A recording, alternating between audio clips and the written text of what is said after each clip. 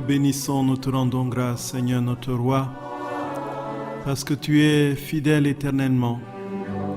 Tu es celui qui nous a donné la vie, le mouvement et l'être. Tu es celui qui est venu prendre possession de notre condition humaine et nous a donné de te contempler dans tes œuvres de miséricorde qui a culminé sur la croix lorsque tu as versé ton sang. Merci pour cette heure glorieuse où tu rends ton âme à ton Père. Et en rendant ton âme à ton Père, tu amènes à toi toute l'humanité et tu la déposes dans les bras de ton Père. Merci Seigneur notre Roi, parce que nous avons été créés par amour et que tu nous as déjà destinés à ta vie divine. Te bénissons parce que tu nous as dit que tu allais nous préparer une place pour que là où tu es, nous aussi, nous y soyons. Sois béni, Seigneur, de ce que tu es, celui qui va réaliser ces promesses. Merci infiniment, Seigneur, de ce que tu nous as choisi de toute éternité pour être en tout irréprochable à tes yeux dans ton amour. Selon l'œuvre de ta miséricorde que tu infuserais en nos vies. Béni sois-tu, Seigneur, pour ta tendresse, pour ton amour infini, pour le grand cadeau de ta divine volonté. Béni sois-tu, Seigneur, de ce que nous n'avons pas été dignes de recevoir ce cadeau et cette grâce, mais tu as condescendu, tu es redescendu, tu es entré dans l'abjection la plus parfaite pour que l'humanité, en définitive, accède à cette grâce, puisse bénéficier de ce cadeau insigne, de participer à ta nature divine. Nous te bénissons, Seigneur. Accorde-nous maintenant la grâce que nous te demandons. Ouvre le ciel et fais descendre sur l'humanité tout entière les fleuves de ta miséricorde et les abondantes grâces de ta vie divine. Nous te bénissons, Seigneur, que cette grâce coule et que les cadeaux en soient distribués à toutes les âmes de bonne volonté disposées à accueillir ce grand don de ta personne. Béni sois-tu, Seigneur, béni sois-tu pour l'œuvre de ton amour, pour l'œuvre de ta miséricorde, pour l'œuvre de ta vie divine. Béni sois-tu, Seigneur, éternellement. Béni sois-tu, Jésus. Béni sois-tu, Seigneur. Dieu saint, Dieu fort, Dieu immortel. Prends pitié de nous et du monde entier. Dieu saint, Dieu fort, Dieu immortel. Prends pitié de nous et du monde entier. Dieu saint, Dieu fort, Dieu immortel. Prends pitié de nous et du monde entier. Ô et sang jaillit du cœur ouvert de Jésus comme source de miséricorde pour nous. J'ai confiance en toi. Oui, Seigneur, nous avons pleinement confiance en toi. Nous te bénissons pour l'œuvre de ta miséricorde et nous te supplions de nous accorder ce que tu as promis, ta vie divine. Sois béni, nous te bénissons et garde-nous dans ta paix. Au nom du Père et du Fils et du Saint-Esprit. Amen. Amen. Frères et sœurs bien-aimés, à tout de suite pour la petite causerie sur la douleur de la très sainte mère. Je suis vivant, voyez mes mains toucher mes plaies, n'ayez pas peur. Mettez la main dans mon côté, voici mon corps ressuscité.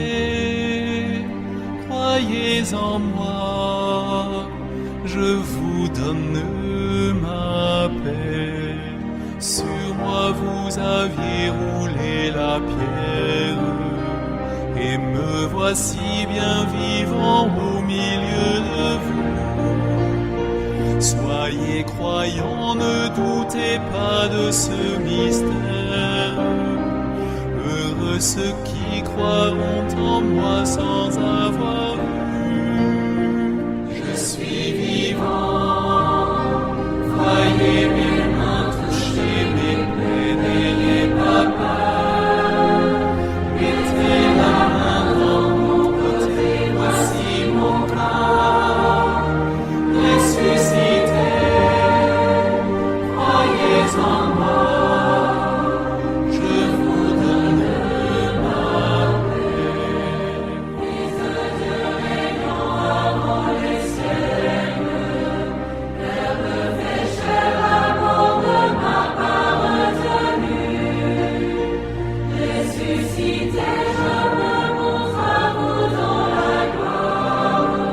Frères et sœurs bien-aimés dans le Seigneur, croyez en moi, nous voulons rendre grâce à notre Dieu pour cet insigne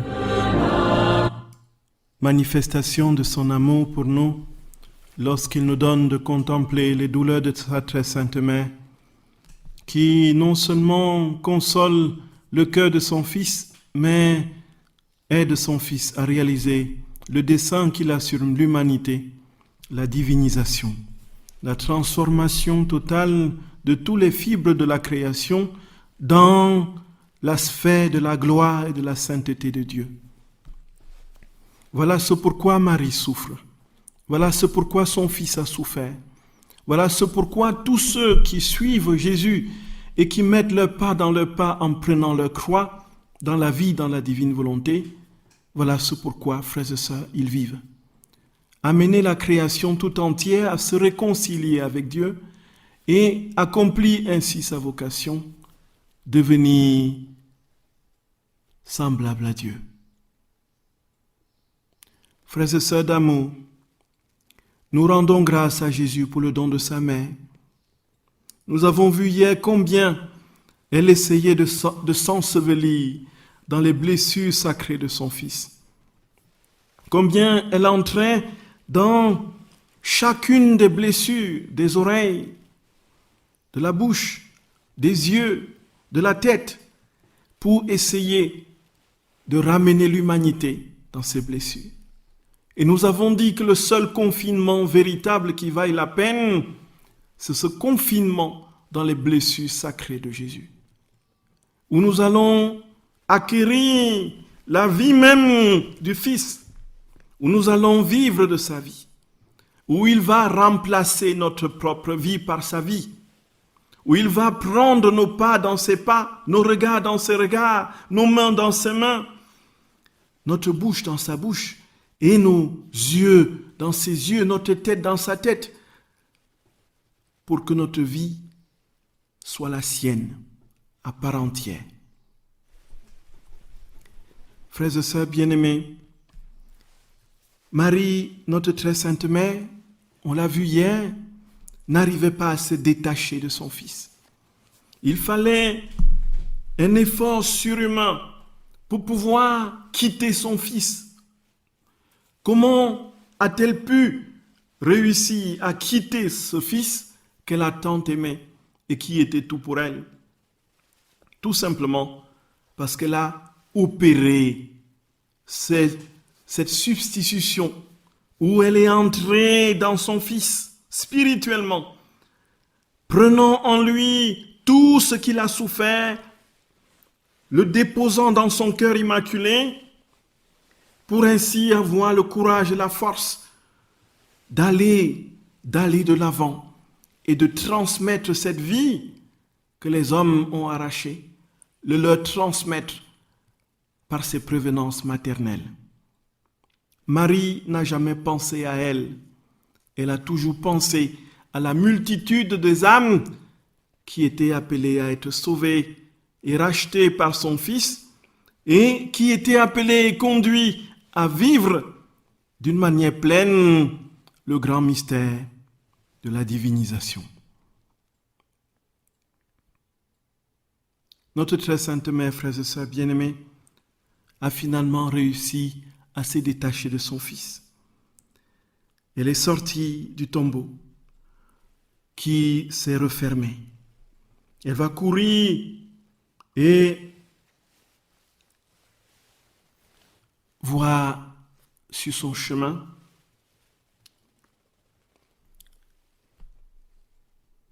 et vivre en quelque sorte un pèlerinage sur le chemin de la passion de son Fils. Elle va parcourir les différentes étapes. Sur le chemin, elle revoit les différents endroits que où son Fils a vécu sa passion, les différents endroits où il a versé son sang. Elle commence par apercevoir la croix de notre Seigneur. Elle trouve donc cette croix sur laquelle son Fils a été crucifié. Elle court et l'embrasse.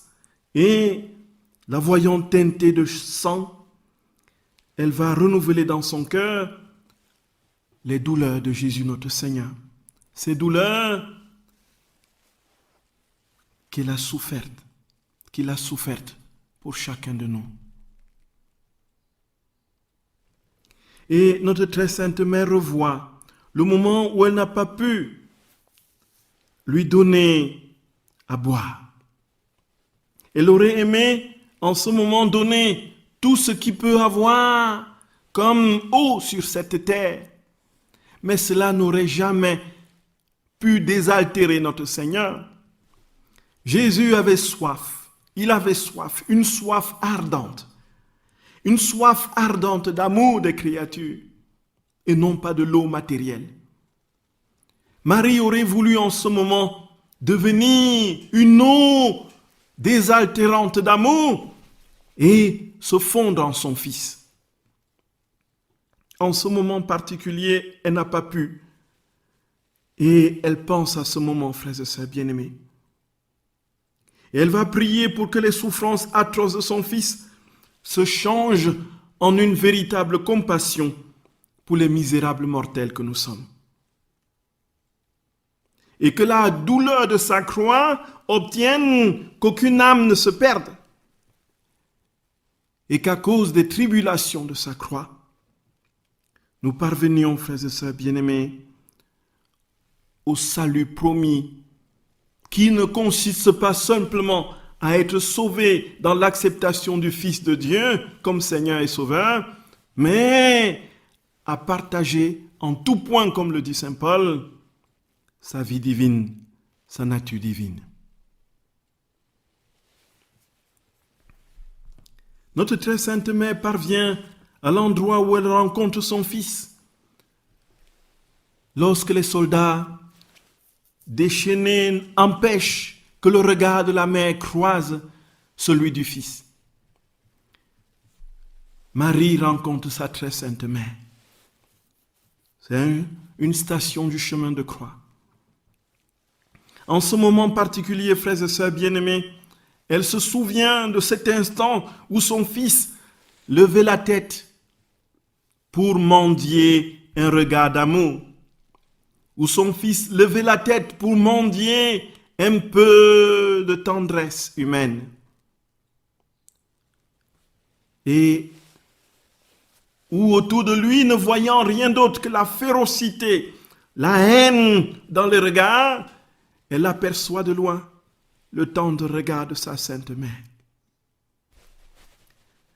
Rien n'est plus grand que le regard d'une mère, frères et sœurs bien-aimés, sur son enfant qui souffre, sur son enfant en grand désarroi et en grande détresse. Et quel que soit l'état d'ignominie, l'état d'abjection du Fils, la mère est toujours là. La mère est toujours là. C'est cela, frères et sœurs bien-aimés. La maman ne peut pas abandonner son enfant, ce n'est pas possible. Celles qui le font sont tout simplement dans une grande souffrance. Soit conscientes, soit pour que l'enfant ait une meilleure condition de vie, ou encore simplement parce qu'elles sont malades. Ce qui est sûr, c'est qu'il n'est pas possible à l'instinct maternel d'abandonner son enfant. Ce n'est pas possible, frères et sœurs. Et plus encore, quand il s'agit des entrailles d'une mère divine, de la mère de Dieu, des entrailles pures de la très sainte, glorieuse et bénie Vierge Marie.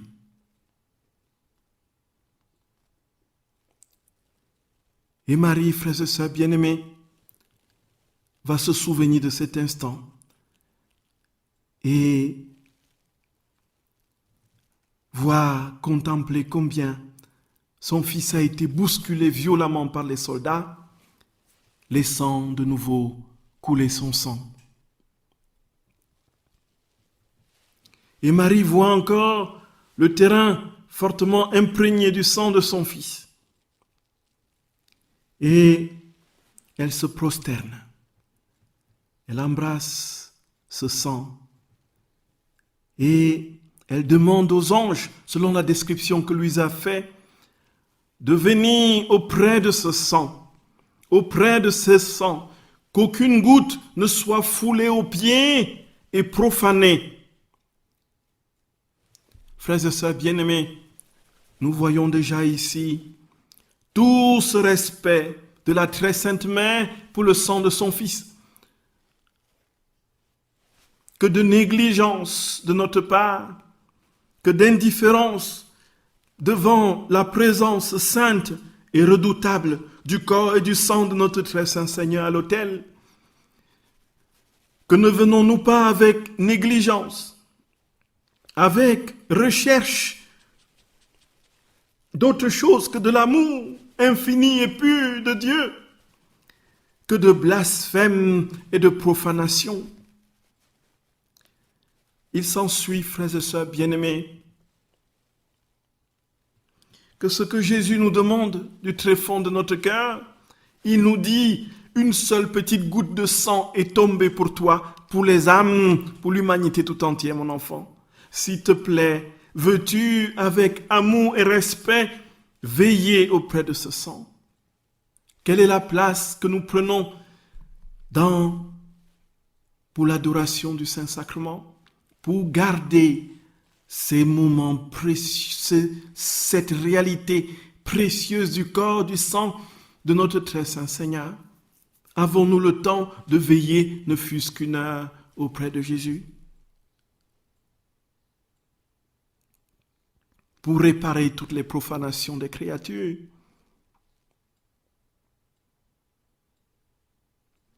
Marie, frères et sœurs bien-aimés,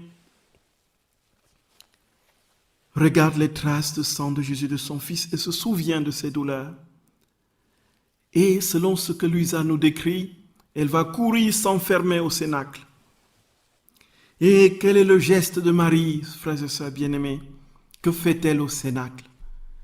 Elle se souvient de ce moment particulier où le Fils a donné son corps et son sang à la créature comme nourriture et comme boisson. Elle se souvient de ce moment où, dans une majesté céleste et dans le déploiement de sa gloire, il va se donner dans le pain et le vin, entièrement et parfaitement, corps, sang, âme et divinité. Et ainsi inviter les créatures du fait de son amour à aimer le Seigneur dans le très saint sacrement de l'autel. Elle s'enferme au cénacle. Nous aussi, frères et sœurs bien-aimés, à la suite de Luisa, enfermons-nous dans le cénacle du cœur infiniment saint de notre très saint Seigneur. Et allons sur les genoux de Marie. C'est une expression que Luisa emploie très souvent. Aller sur les genoux de Marie, on le trouve de manière récurrente dans la méditation des 31 jours du mois de mai. La reine du ciel dans le règne de la divine volonté, dans le royaume de la divine volonté. Et on voit bien l'attitude de celui qui va sur les genoux de sa mère. C'est une attitude non seulement d'obéissance, de docilité, mais surtout d'amour. Non seulement d'amour, mais d'abandon total, parfait. C'est l'attitude du fiat parfait. Celui qui va sur le genou de sa mère se met à sa disposition. Maman, je suis là, tu peux faire de moi ce que tu veux. Une petite chatouille par là, un petit enseignement par là, un petit chant par là, une petite berceuse par là, par-ci, ainsi de suite, ainsi de suite. L'enfant est à la merci de sa mère. L'enfant est à la merci de sa mère. Et quand nous allons sur les genoux de notre très sainte mère, frères et sœurs bien-aimés, c'est un acte d'abandon. Non seulement de docilité, mais d'abandon. Maman, je suis sur tes genoux, tu peux faire de moi ce que tu veux. Et maintenant, je suis prêt à accueillir tout ce que tu voudras que je vive. Donne-moi quelques enseignements sur la science de la divine volonté. Donne-moi quelques enseignements sur le mystère du dépouillement et de l'abandon de ton Fils. Donne-moi quelques enseignements sur le mystère de l'amour infini de Dieu qui m'a aimé au point de mourir pour moi. Frères et sœurs bien-aimés, le mystère est grand. le mystère est grand. Demandons à la très sainte mère de nous laisser venir, nous aussi sur ses genoux, pour que comme des petits enfants, nous entrions dans ces majestueuses et célestes leçons sur comment dit notre fiat à Dieu. Comment dit notre fiat à Dieu?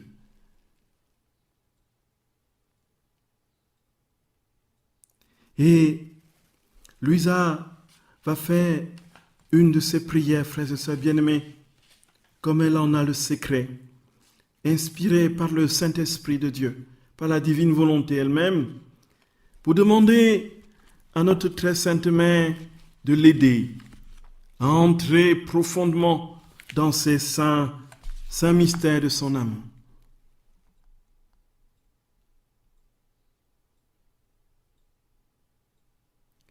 Et maintenant, ô Mère désolée, en raison de tout ce que tu as souffert, je te demande une grâce toute spéciale.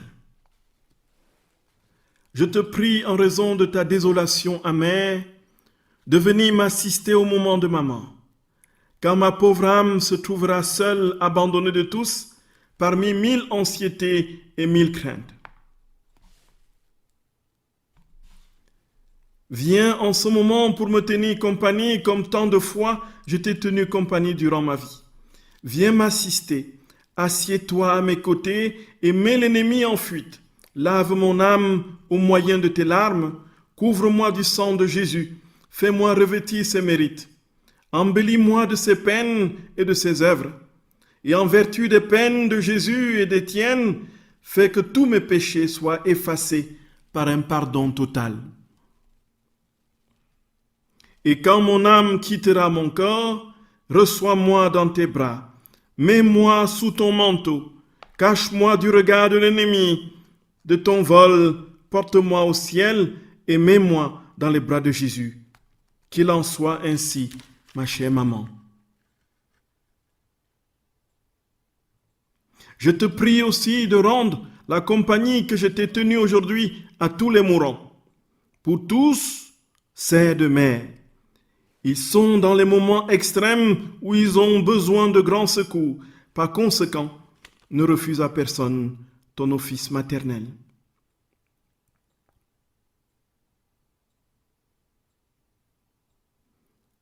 Un dernier mot en te laissant, ô douce mère, je te prie de m'enfermer dans le cœur infiniment saint de Jésus. Et pendant que j'embrasse ta main maternelle, bénis-moi, bénis-moi.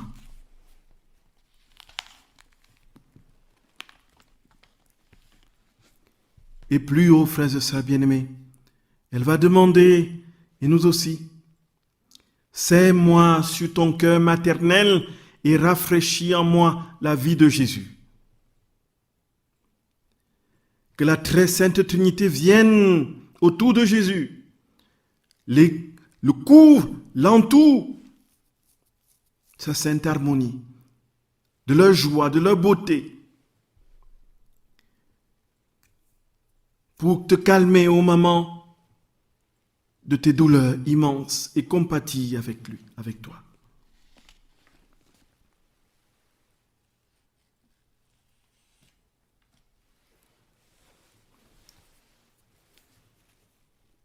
Frères et sœurs bien-aimés, celui qui n'a pas Marie n'est pas encore totalement uni à Jésus. C'est pour cela qu'une seule chose compte, être un enfant sur le genou de la très sainte mère. Entrer dans cette intimité profonde avec Marie pour qu'elle nous élève et nous dépose dans le cœur de son Fils. C'est une garantie irréfragable, certaine, indiscutable. Celui qui a Marie a le ciel tout entier. C'est la vérité, frères et sœurs bien-aimés. C'est la vérité. Aimons cette très sainte mère. Et beaucoup croient qu'une fois qu'ils connaissent quelque chose de la divine volonté, il faut mettre Marie de côté. Il ne faut plus prier le chapelet, il ne faut plus... Frères et sœurs bien-aimés, ne commettons pas cette erreur monumentale. Bien au contraire, multiplions les rosaires dans la divine volonté, au nom de tous et pour tous. Frères et sœurs bien-aimés, je nous en supplie humblement, prions sans relâche, maman, prions sans relâche, Marie. C'est le seul secret de la victoire chrétienne. Personne ne peut faire l'économie de Marie et espérer vivre dans la vie, dans la divine volonté. Ce n'est pas possible. Frères et sœurs bien-aimés, je nous en supplie, de tout mon cœur, je nous en supplie, de tout mon cœur, je nous en supplie, aimons cette très sainte mère. Frères et sœurs bien-aimés, nous terminons là les douleurs de la très sainte mère au pied de la croix et à la sépulture, au tombeau. Ces deux moments qui font suite aux 24 heures de la passion de notre Seigneur. Demain, samedi, nous parlerons de la douleur, de la prophétie de Saint Siméon, le prophète, lorsque il a dit qu'un glaive lui transpercera le cœur. Selon l'éclairage et la compréhension que le Seigneur donne à Luisa, nous allons essayer de balbutier quelques mots, frères et sœurs.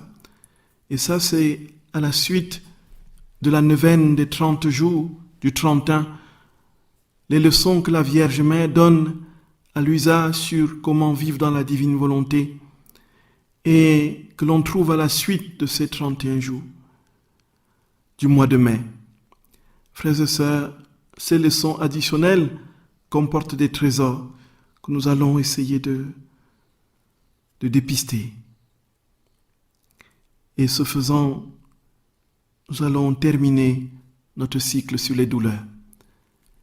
Frères et sœurs bien-aimés, que Jésus vous accorde la plénitude de son amour et qu'il mette en vous cet amour, en nous cet amour brûlant pour lui, qui consume tout doute, toute crainte, toute angoisse, tout refus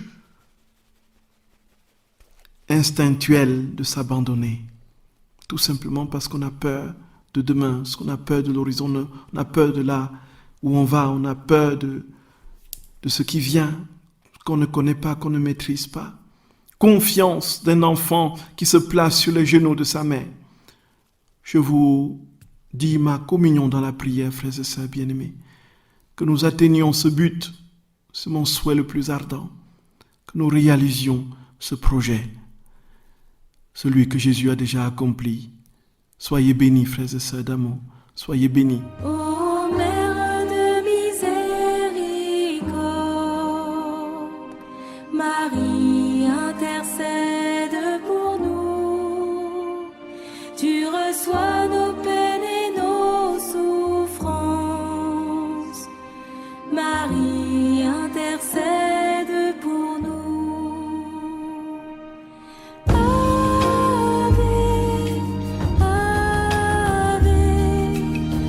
Ave